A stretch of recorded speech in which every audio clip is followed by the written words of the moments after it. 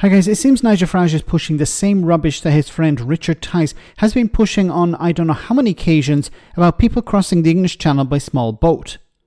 The Reform UK leader was asked what his party would do about the numbers arriving, and he said two things here. First, that a law exists that allows the UK to send asylum seekers back, and second, because the British government has already given the French a lot of money, there's some sort of obligation in place. None of this makes any sense. Have a listen.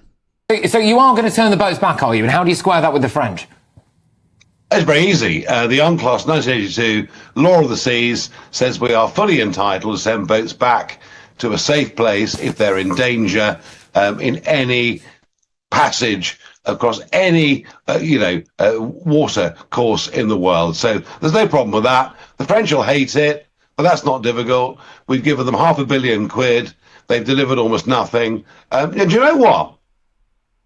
We're full of arguments in life about why we can't do things. What about arguments as to why we can do things? Because only by sending people back do we stop them coming.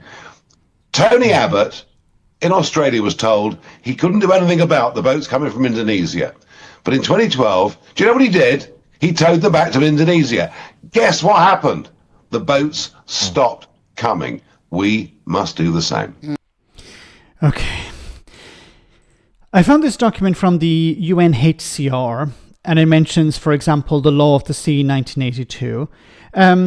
So it talks here about obligations that member states have, members of the United Nations have when it comes to people in distress in the sea. So it says here, Section 2, obligation to provide assistance to persons in distress at sea, responsibility of the ship master. So if you're operating a ship in the sea, you have to provide assistance. So it says here, UN Convention on the Law of the Sea 1982, shipmasters have certain duties that must be carried out in order to provide for safety of life at sea, preserving the integrity of global SAR services in which they are part, and to comply with humanitarian and legal obligations.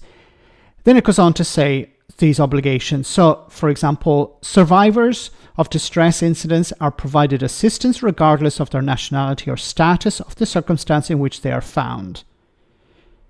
Ships which have retrieved persons in distress at sea are able to deliver the survivors to a place of safety.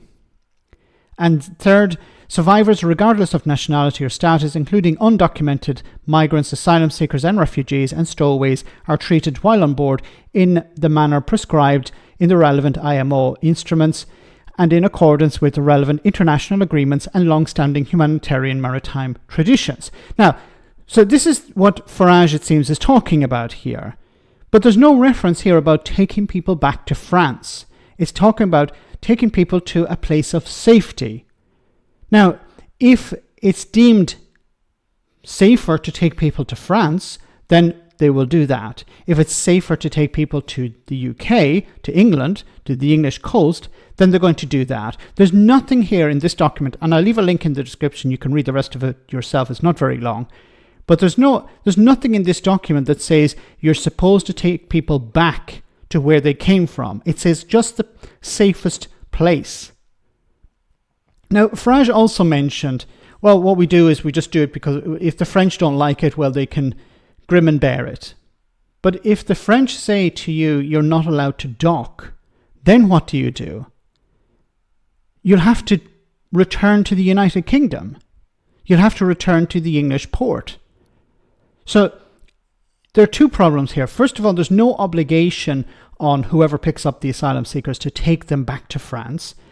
And the only obligation is to provide them safety on board or take them to the safest port.